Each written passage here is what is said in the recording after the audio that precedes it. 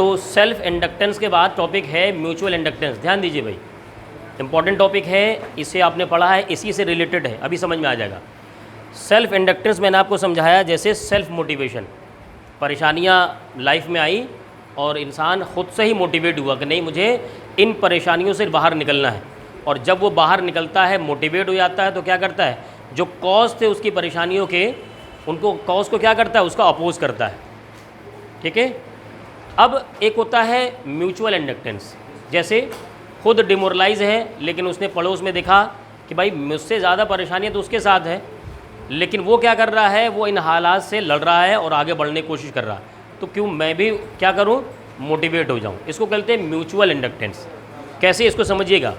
मान लीजिए आपके पास ये एक रिंग है, कॉइल है, और साथ ही साथ एक कॉइल ये रहा। ध्यान दीजिएगा अभी, इसमें मान लीजिए करंट आई इस तरीके से फ्लो हो रहा है, इस वाले में करंट आई इस तरह से फ्लो होगा।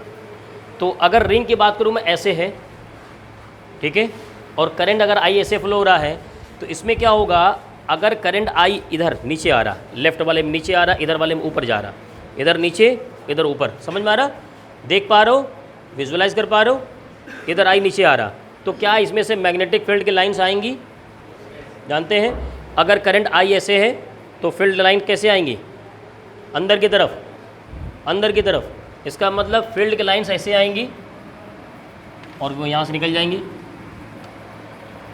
क्लियर है, एक रिंग ये है, एक रिंग ये है। फिर क्या होगी, कुछ लाइन ऐसे आई, इधर निकल गई, इधर निकल गई, इधर निकल गई, और कुछ ऐसे आ रही है। ये लाइन किसकी वजह से आई, इस आई की वजह से आई। डायरेक्शन क्या है, ये रहा डायरेक्शन।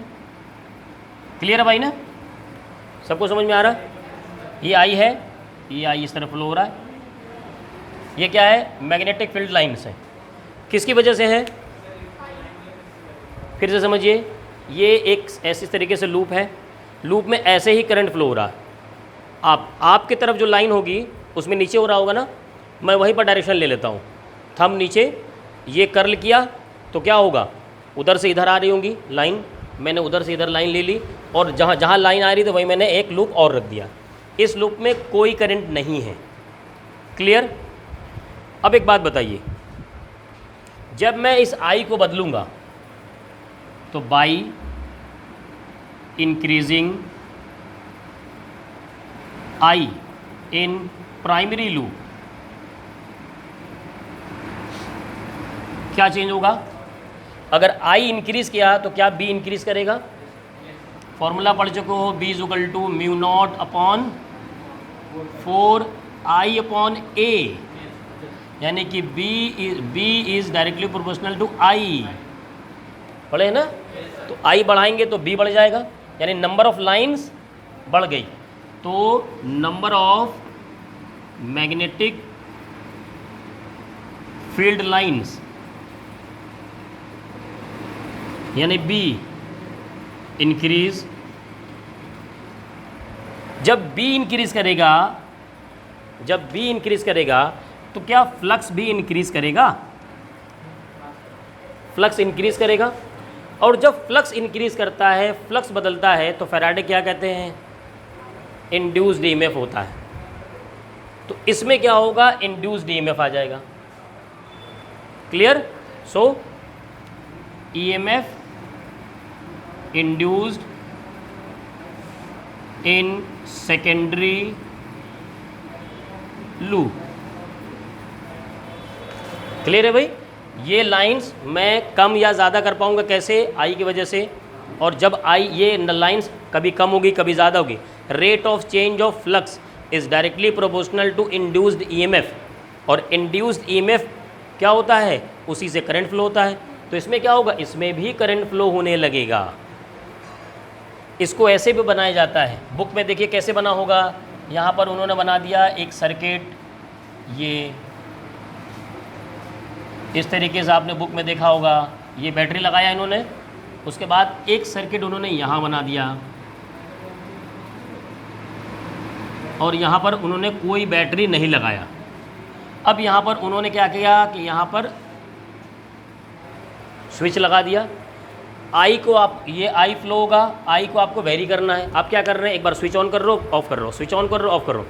तो जब ऑन किया तो 0 से बढ़ा, ऑफ कर दिया घट के 0 हुआ, तो फ्लक्चुएट कर रहे हैं। तो जब फ्लक्चुएट करेंगे तो क्या होगा, इस रिंग में से जो मैग्नेटिक फील्ड की लाइन यहाँ पास कर रही हैं वो क्या करेंगी, वो चेंज होंगी। वो चेंज होंगी तो फ्लक्स चेंज होगा, फ्लक्स चेंज होगा तो इंड्यूस्ड ईएमएफ होगा, और इंड्यूस्ड ईएमएफ होगा तो इसमें क्या करेगा, करंट फ्लो होने लगेगा। क्लियर, बात समझ में आ गई? तो इसको नोट कर लीजिए, उसके बाद इसके फॉर्मूले पे आ जाते हैं, कंप्लीट हो जाएगा। चलिए तो इसका फॉर्मूला देख लेते हैं। भाई देखिए, ये है हमारा प्राइमरी लूप और ये है सेकेंडरी लूप। इसमें हमने करंट फ्लो कराया तो इसमें क्या हुआ, फ्लक्स जनरेट हुआ। क्लियर, फ्लक्स कैसे जनरेट हुआ, इसमें से मैग्नेटिक फील्ड लाइन पास की इससे, और उस मैग्नेटिक फील्ड लाइन को हमने क्या किया, चेंज किया। कैसे, बाई वेरिंग आई में चेंज करेंगे तो मैग्नेटिक फील्ड के लाइंस कहीं भी डेंस होगी, कभी रेयर होंगी, जिसकी वजह से फ्लक्स बदलेगा। इसका मतलब जो फ्लक्स इसका डिपेंड करता है वो प्राइमरी कॉइल के करंट पर डिपेंड करता है, यानी जो φ2 है, φ2 is directly proportional to I1 होगा। क्लियर, जब आप I1 में चेंज करेंगे, ये प्राइमरी कॉइल है इसलिए मैं 1 लिख रहा हूँ, ये सेकेंडरी कॉइल है इसलिए मैं 2 लिख रहा हूँ, तभी क्या होगा, इसमें वेरिएशन होगा। यहाँ पर प्रोपोर्शनल साइन हटाएंगे तो φ2 आ जाएगा MI1, where M is equal to coefficient of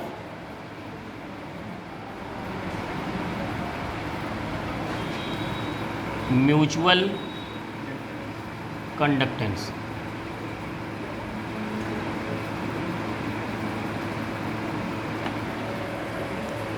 तो यहाँ से M की वैल्यू आ गई। अब अगर EMF की बात की जाए, देखिए induced EMF in secondary coil,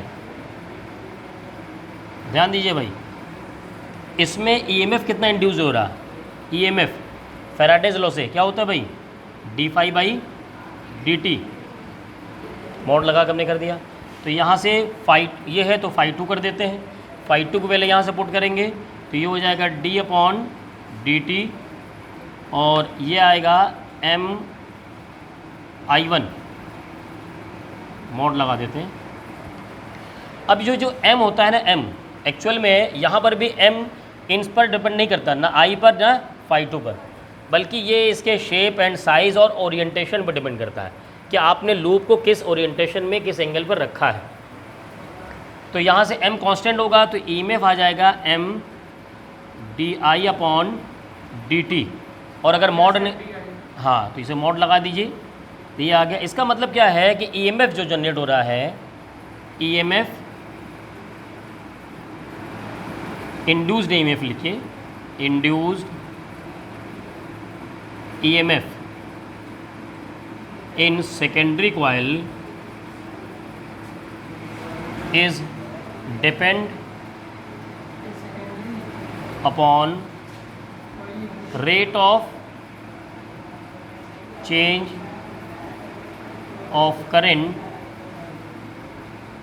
in primary coil. ध्यान दीजिए, बहुत इंपॉर्टेंट पॉइंट है, ये MCQ में आ सकते हैं। ये जो कॉइल बना जिसमें मैग्नेटिक फ्लक्स इंड्यूस्ड हुआ, इसमें ये जो मैग्नेटिक फ्लक्स आ रहा है, इंड्यूस्ड EMF आ रहा है, वो डिपेंड किसके ऊपर कर रहा है, प्राइमरी फ्लक्स, प्राइमरी लूप के करंट पर और उसके रेट ऑफ चेंज पर डिपेंड कर रहा। ऐसा नहीं कि इसमें आप I कांस्टेंट रखिए तो इसमें EMF इंड्यूस हो जाएगा, नहीं होगा, क्योंकि मैग्नेटिक फील्ड के लाइंस बदलेंगे नहीं, और नहीं बदलेंगे तो फाई नहीं बदलेगा, फ्लक्स नहीं बदलेगा। तो फैराडेज लॉ से जब तक फ्लक्स नहीं बदलता तब तक इंड्यूस्ड EMF नहीं आता। तो इंड्यूस्ड EMF तब आएगा जब उसमें रेट ऑफ चेंज होगा करंट में, और ये उसी पर डिपेंड भी करेगा, rate of change of current पर। ठीक है, मॉड हटाएंगे तो आपको नेगेटिव वैल्यू वहाँ पर मिलेगी। चलिए नोट कर लीजिए इसको।